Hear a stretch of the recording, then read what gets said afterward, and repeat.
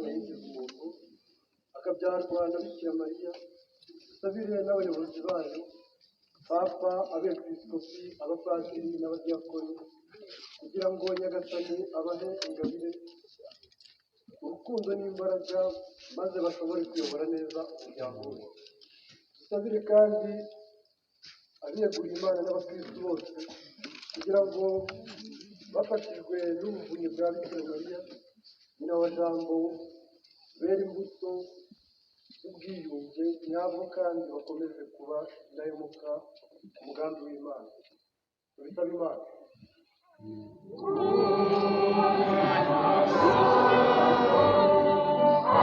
Amasengesho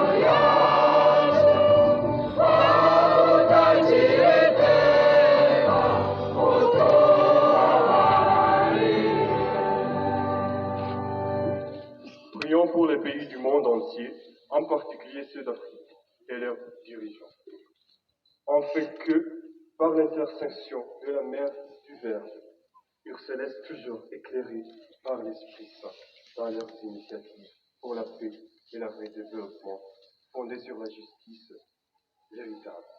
Prions le Seigneur.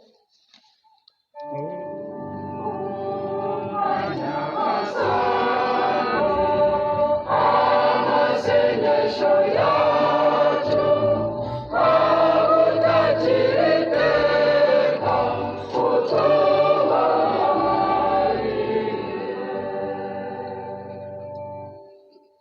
We pray for all those who don't believe in the saving power of God, the non-believers, those who have lost their faith in God, and those who have doubt, especially when they encounter with hardships. Almighty Father, Creator of all that is seen and unseen, through the intercession of our beloved Mother, bring them to the right path. We entrust them to you, Mary, Mother of Kibeho, you who taught us to repent and pray without hypocrisy. You who have been the purest temple and the sanctuary of the Holy Spirit, intercede for us to your Son, Jesus Christ. Let us pray.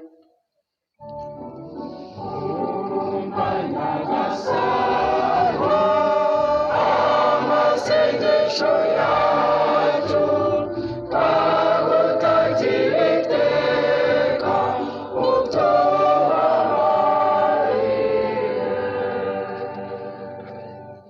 Tusali kwa ajili ya wagonjwa wote, hasa wale wasio na matumaini ya kuishi, ili Mungu Mwenyezi awatumie mashahidi wenye mapendo na rehema zake, wasadiki tena kuwa Mungu peke yake ndiyo nguvu na uponyaji wao.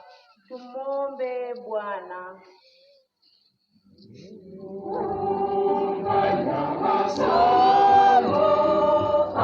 Amasengesho yacu agutakiriteka